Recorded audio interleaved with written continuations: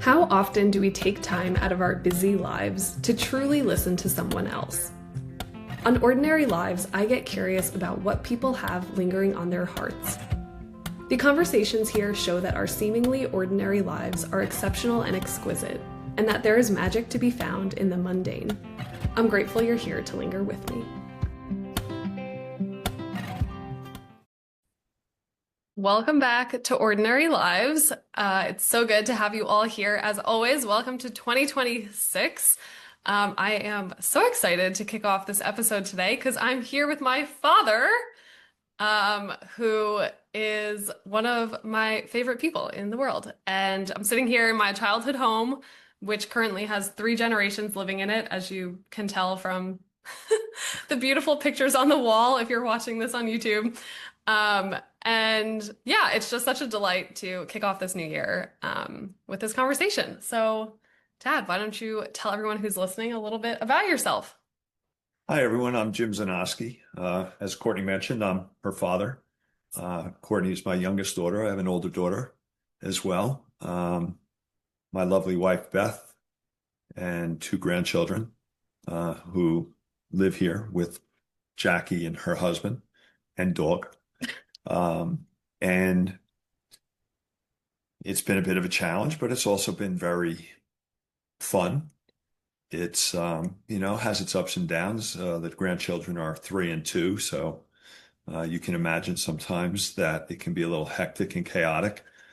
And I've worked, for 40 years as an accountant. I'm a CPA, and we were empty nesters for a long, long time, 10 years or so. And, they moved in about 6 months ago because they are building a new home on their current existing lot. So, yeah, it's fun. That's where we're at. It is fun, in some ways, because I get to kind of pop in and be here every so often, such as the holidays, which is what we're wrapping up here now. And I think it's really cool to just see the way everyone interacts. Like the kids just love Grandma and Pop Pop so much, and it's really fun to be here. But I understand the day to day is definitely chaotic. But you are close to a new season of life, which is retirement. And I know that's coming around the corner pretty quickly. And you have some things that you might be looking forward to. Sure. So we recently purchased a house in Colorado where Courtney lives. We're currently here in New Jersey. I'm hoping that I can retire some point in 2026. If that happens, we'll get to spend some more time in the West. We can then split time. We'll probably spend a little bit more time here in New Jersey than Colorado, but you never know as things progress. We'll see how that goes. Colorado is actually very beautiful where we purchased the house, so we'll see how that goes. When I do retire, I plan on still continuing to do personal taxes.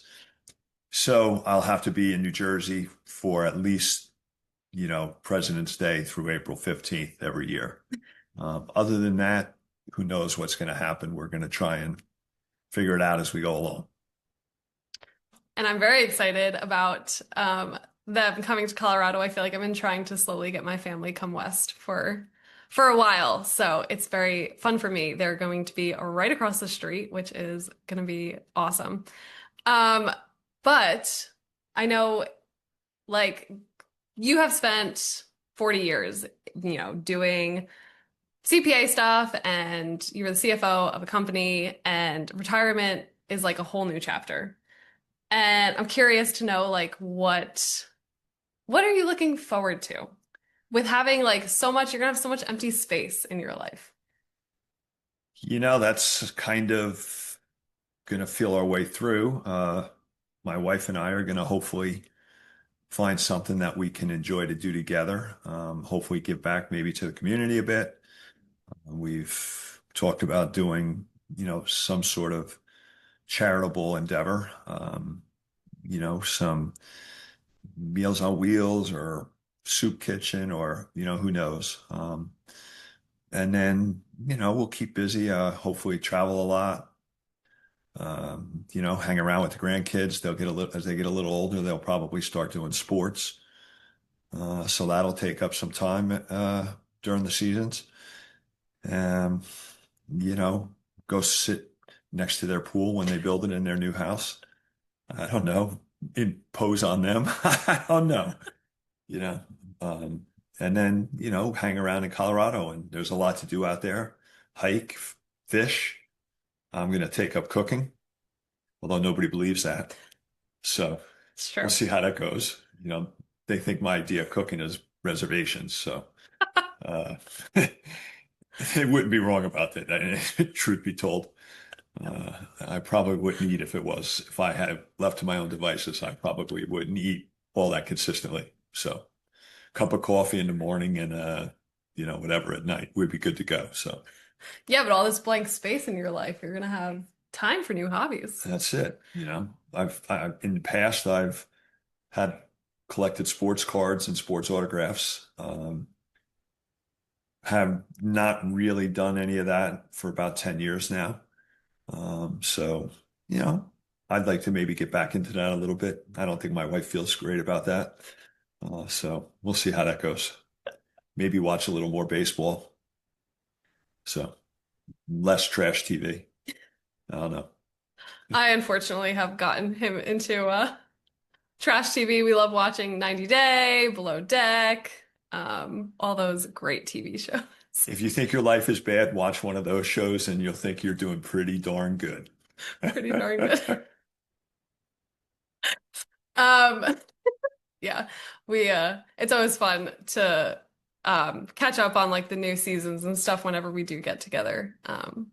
It's one of my highlights. I don't know if it's one of yours. Certainly is. One of our fondest, newest traditions is sitting on the couch on New Year's Day with my niece, Courtney, anybody else that's around, and turning on some bad trash TV and kind of killing the day that way. So it's all good. Killing the day together. Right. Is there anything about retirement that scares you? I mean, yeah, I'm boredom, you know. It's possible that it's not going to be all it's cracked up to be, although probably that's probably not so, but it's going to just be an adjustment for sure. I've worked for 40 plus years, never not worked.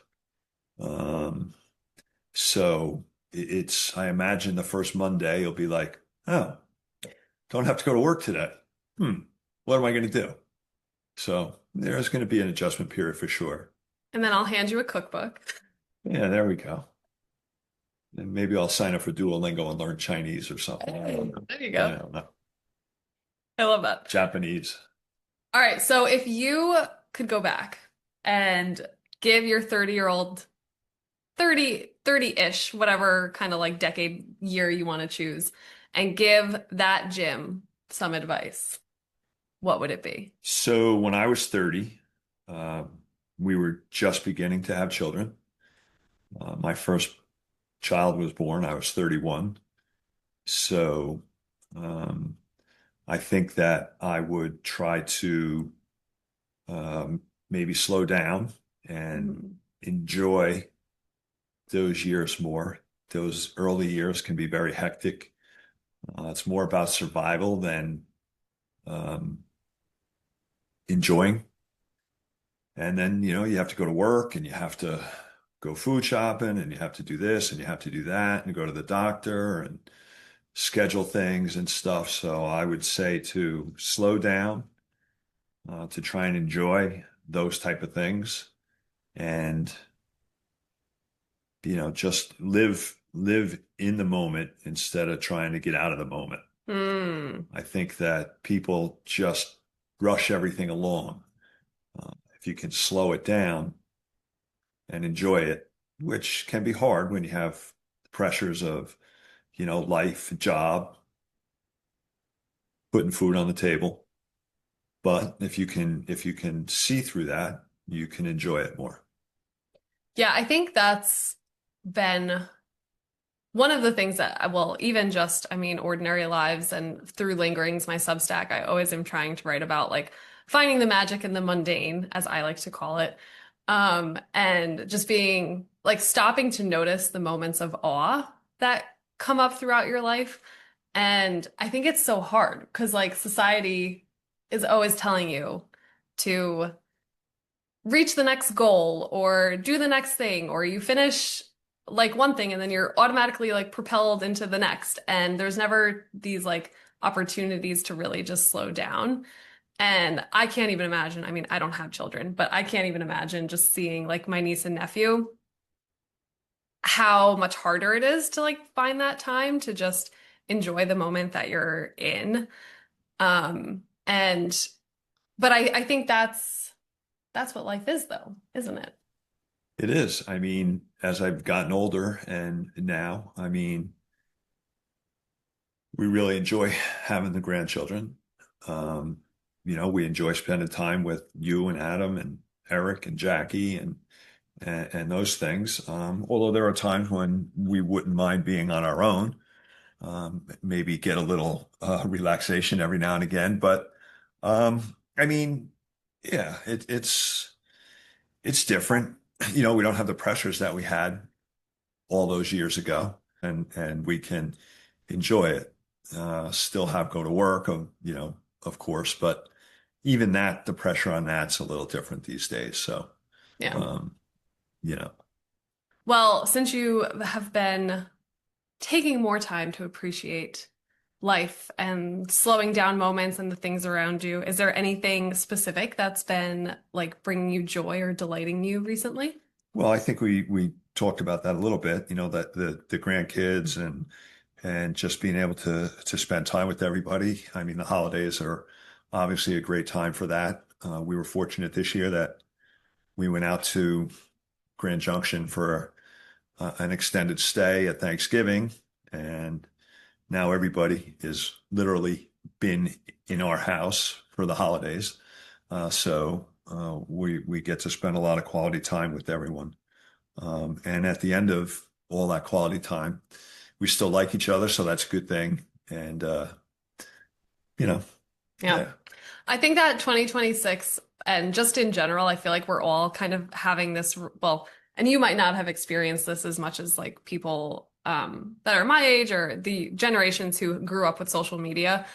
Not that I grew up with it, but it's been like a bigger part of my life than your life, I feel like. Right. And I have noticed just a lot of the things that I've been seeing. There's been this desire to return to having more like in-person connection and really leaning into community, trying to get off social media so much, like this return to analog almost, really just relishing in the moments with people you love and being really present and just having that community. And so I think 2026, we're all trying to lean into that a little bit more. So I love that you're feeling that too. Well, I mean, yes, and just as from a business perspective, from a job perspective, the art of the phone call has literally Ah, gone the way of anything that you wanted to have gone the way of. But I think that business today is so impersonal because nobody talks to anybody, and you yeah. can't really get inflection and stuff like that through an email.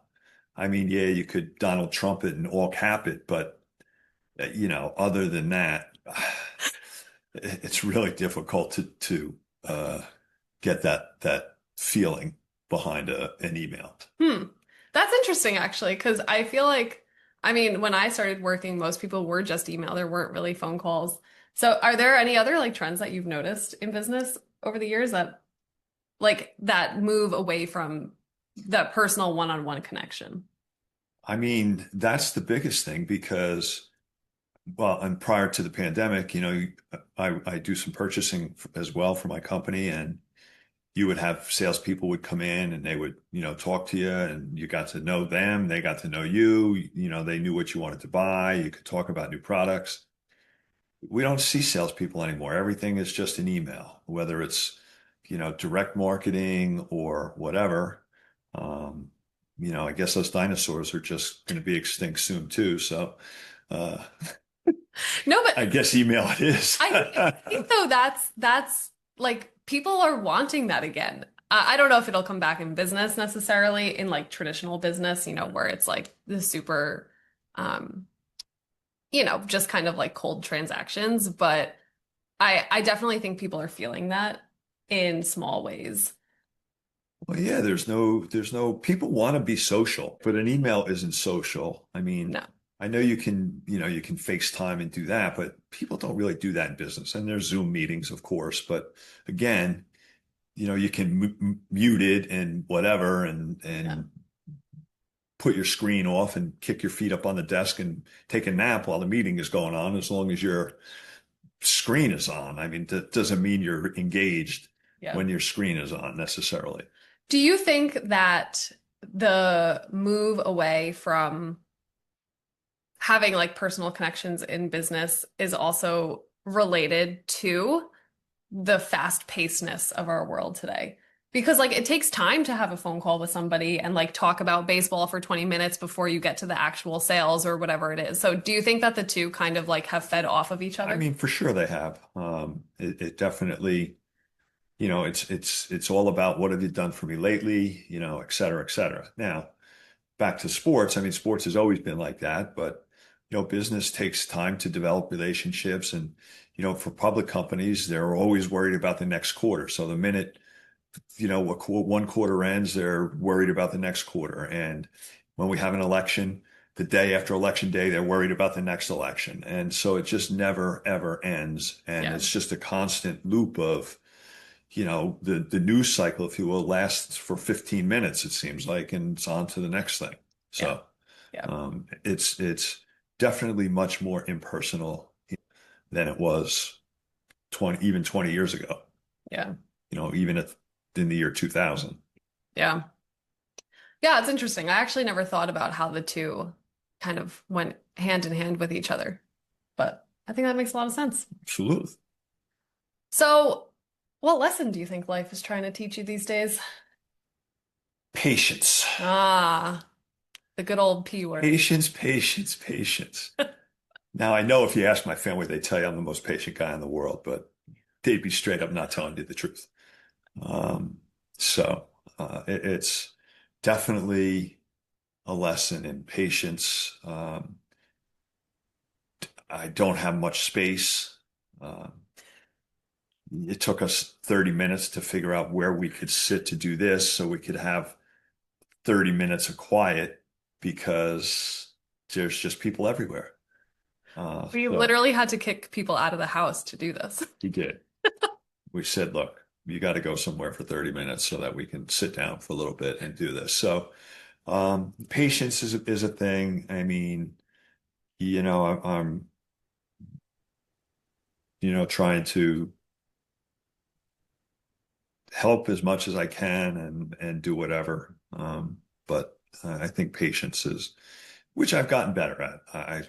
I think so. You for sure have. I feel like patience is something that life has been, it's been one of your like long-term life lessons for sure. Very long term. 30 years at least. Exactly. But I think, I mean, you can correct me if I'm wrong, but to me, like I think the patience goes hand in hand with um like what the advice you would have given yourself at 30 of like slowing down and just being in the moment more. Yes. Do you Yes. think that's true? I do think that's true. Um, it's nothing.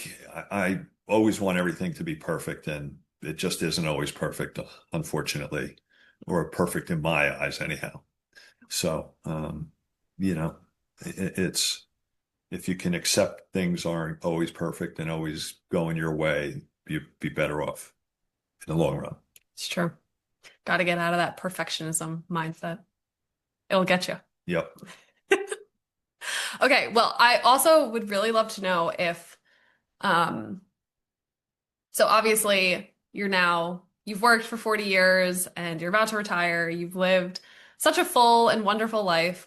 But I'm curious if there is something that you've always wanted to do, but you haven't been able to yet, or you haven't been able to and you don't think you'll ever get to. So ideally, my perfect career, I would have been a sportscaster of some sort, hopefully baseball. Um, I have a radio face, so probably would have been radio, uh, but you never know. You're doing great out I here. know. So, but when I was young, there weren't nearly the number of media outlets that there are today. There were no sideline reporters. There were no dugout reporters. There were no, reporter this. And most of your sportscasters were ex-professional athletes at the time. There weren't places, colleges and training schools and technical schools that could teach you the ins and outs of broadcasting. Or whatever on the radio or TV, like there are today. I think there's way more opportunity. There's way more. Every college conference has their own network and their own whatever for every sport that there is, women's, men's, whatever. I mean, what's next? Pop Warner football? Probably. I don't know. Um, if they can sell it, they're going to try. If it can be sold, somebody's going to try and sell it. So if they're going to get a rating, they need sportscasters. That's unlikely to ever happen for me, which I would have liked. I think I would have done a really good job as a sportscaster, but it's one of those things. Um, Is there any way that you could like integrate that into retirement or not I really? think it's unlikely, Hmm. sadly. First of all, you have to be trained, Yeah.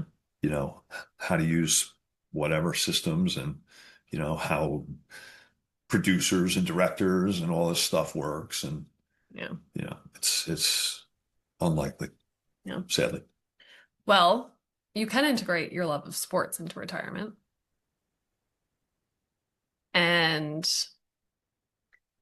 you could integrate your love for talking about sports some way. You could start Well, your I own could start my own podcast podcast. That'd be about it, right? coming soon. Coming soon. Jim's podcast. So here's the thing. We have talked about this So before. here's the thing, people. I could sit here and say, so here's the thing for 10 things right now and talk about it for an hour, 35 minutes anyhow. But you never know. Maybe. Yeah. Um, Yeah, well, and I think it's hard, right? Because and I have that trademark, by the way. So here's the thing. yeah, So don't steal my it is ideas. actually coming soon. We're not kidding about that. Um, I do think like it's crazy how much things have changed, like from the time when you were in college and, starting your career till now. I remember when I was going to school, like my where I went, Hofstra has like a whole radio sportscasting like department, and you can like major in that. And it is just wild how much more of the world we have at our fingertips these days. And how it's just so different. And like you can literally do conceivably anything you want nowadays, and that just wasn't always the case.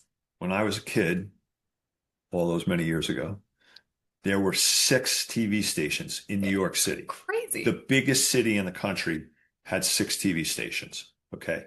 Now there's probably 6,000 TV stations. Okay. Maybe not that many, but you know, it's exponentially so much larger than it was then. Cable TV, there was no such thing as cable TV when I was young. Okay. Cable TV came about when I was 15, maybe. So 50 years ago. HBO was a novelty, okay, at the time. Um, Netflix wasn't wasn't even a thought in anybody's mind. So, now Netflix is, they produce how much content every day, every week, every month. I mean, it's more content than you can ever watch. And all that content needs creators and producers and directors. So, yeah, I think careers in media and stuff like that is an area that just wasn't really an option 50 years ago. Yeah. Well, we're excited for Here's the Thing to launch. And we'll enlist full family effort on the production and Our sound here system our side. here's the thing topics usually get better after a couple beers.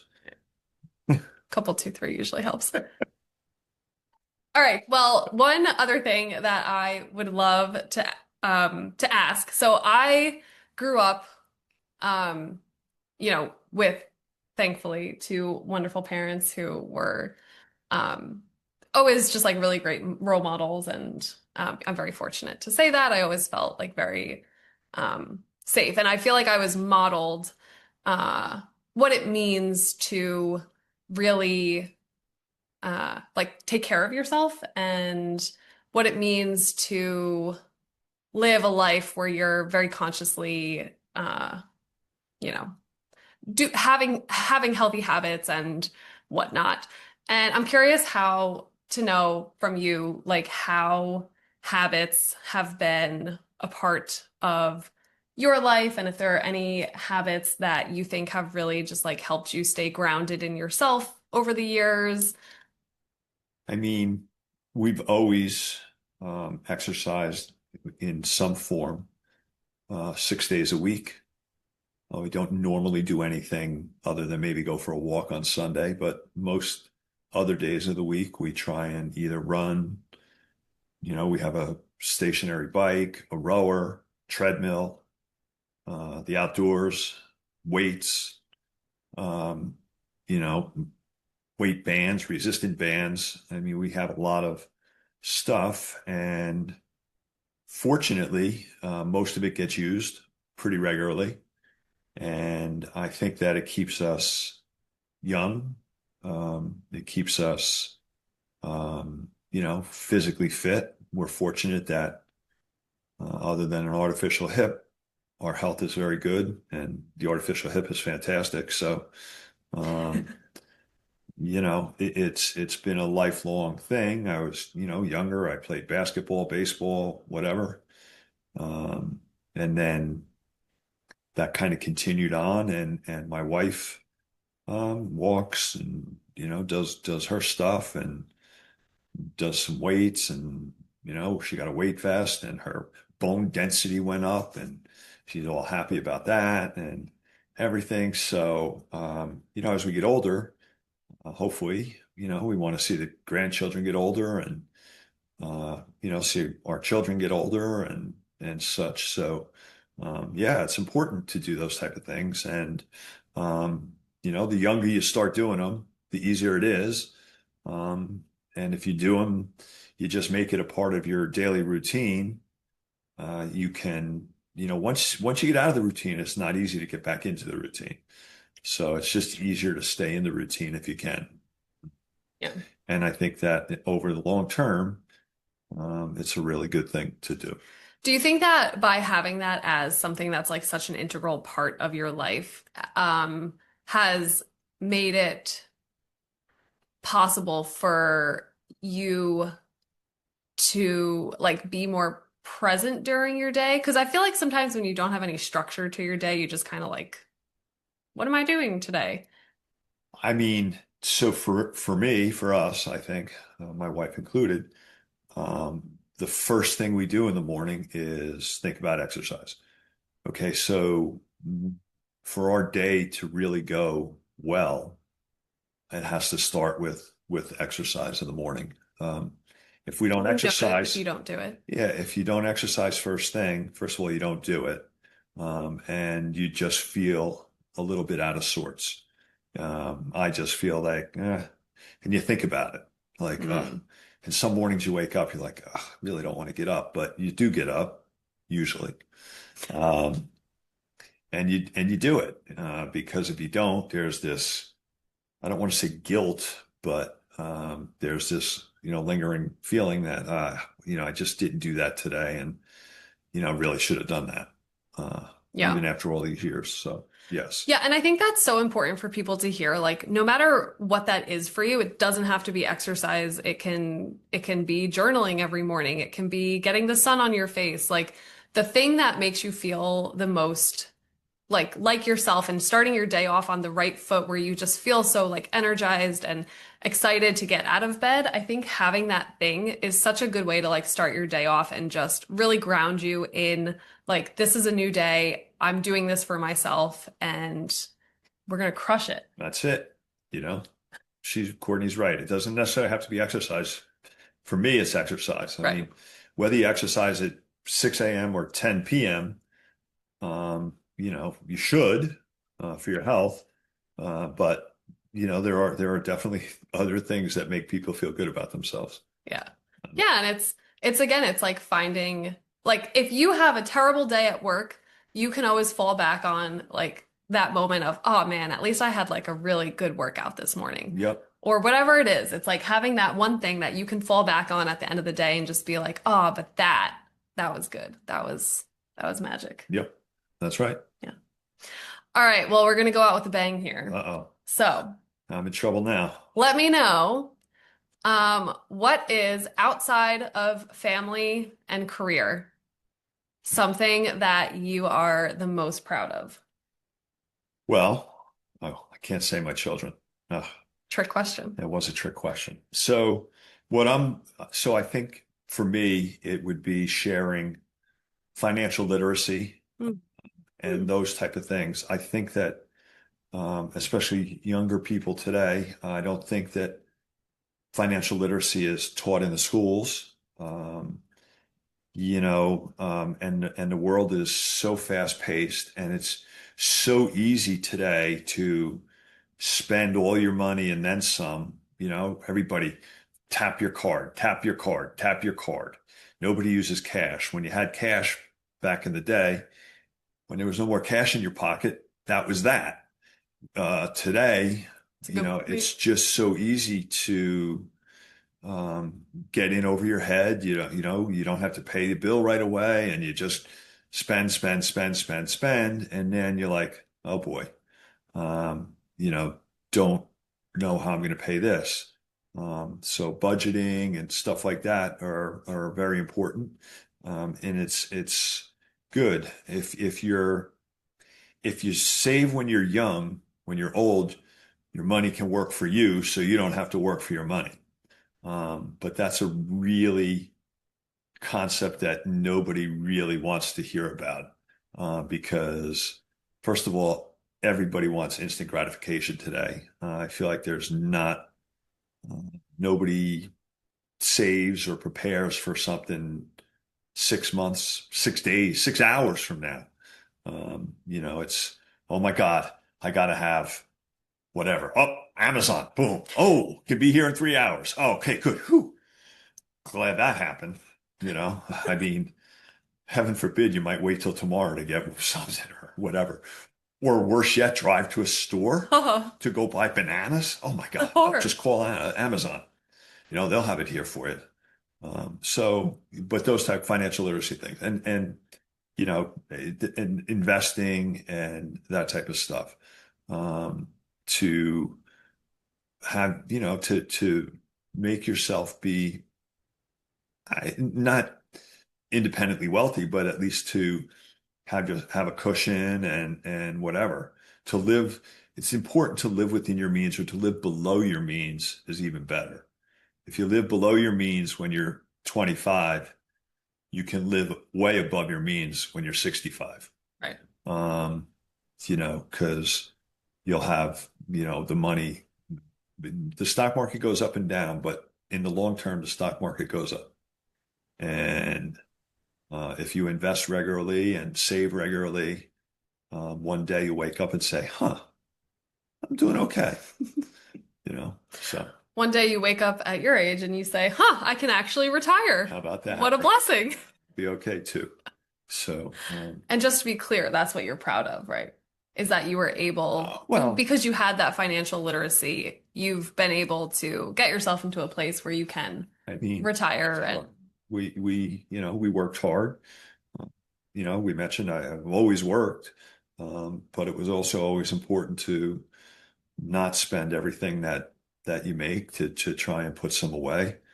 Um, and I hope that, I've spoken to a lot of, nieces, nephews, Quasar family, um, people I don't know, people that, acquaintances with about these type of things. Some listen, most don't. Um, Unfortunately, I wish more people did listen.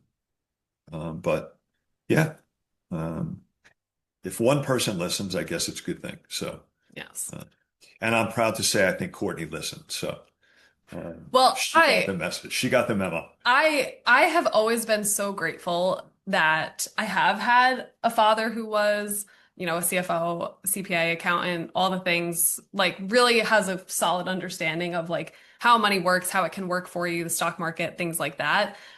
Because I think all the time about if I didn't have you, I would have literally no idea about so many of the like I would have no idea how to invest or how like where to put your money that's in savings. Don't just sit it in your bank account because it's not collecting, it's not working for you then. Like I wouldn't know any of those things without you. And so I've always been really grateful to have like your little voice in my ear all the time telling me these things. And I think it's such a shame that people aren't taught financial literacy. And I am actually really glad that you said that and shared that because I think it's something that not a lot of people have access to. The thing that's interesting about that is there's so much more access today than Totally. ever. But it's so hard to But understand it. right, well, that's the thing. People they they just glaze over Yeah. because it's not that they don't want to do it. They just don't know how to start to do it. Yeah. And that's the hardest thing is to start. Like anything, you you can't get somewhere unless you start. Yeah. To me, that's the most important thing is start young, always do it every month. Doesn't have to be, a lot of money. Little money adds up over time. And the thing to do is to make sure you do it consistently. And that's very important. Yeah. Take his advice, people. He knows what he's talking about. All right, Dad. Is there anything else that is on your heart that you feel called to share to round out the conversation? Well, I mean, I'm just thankful that, my wife and I are, 65-ish and, we've been able to, buy a house now in Colorado and to get to do things that we hope to do. You never know. I mean, we've been lucky that looks like we're gonna go into retirement at least healthy. Nobody knows what the future is going to hold, but you know, um, if you get out there and you do it, and you all the time you have remaining is hopefully good. You don't want to burden your children, so you want to try and be as independent as you can for as long as possible. Or I want to do that. I'm sure my wife feels the same way. So, although it would be good to burden them just a little bit. Uh, but yeah, no, we're very thankful for everything that we had and for our families, and yeah, we're looking forward to what happens in as 2026 progresses. Well, and look at this. You're on a growth path right now, doing your first podcast interview. Sure, I love that. ready to go. Learning new things every day. I'll answer as many questions as I can. Well, you'll have lots more to answer on. Here's the thing. So here's the thing. Amazing. Well, thank you so much. It was such a delight Of course, to talk to you. I am just always so grateful that you are like open to reading everything that I write on Lingerings and listening to Ordinary Lives and being a guest. And I think that it's been really cool to see how you have embraced lessons of patience and really sitting in moments of awe and relishing in the everyday. And it's just such a treat to be able to share that with you. I mean, if I can't support my children, who can I support, right? So, Mic drop. and they're all just, well, they're both fantastic. So, and their partners, so their significant others are also fantastic. So, It's wonderful to not just a parent, but I'm friends, I think, with everyone as well. So, Yeah. but I can do tough love if I have to. Well, yeah, mostly just love. Mostly just love. Right on. All right. Well, thank you so much, everyone, for listening, for watching. I hope you took a lot out of this conversation. And I can't wait to hear what you all thought. And happy 2026. Thanks, everyone. It's been a pleasure. Bye. Thank you so much for taking time out of your day to linger here with us on Ordinary Lives. I hope you enjoyed this conversation, and we'll catch you on the next one.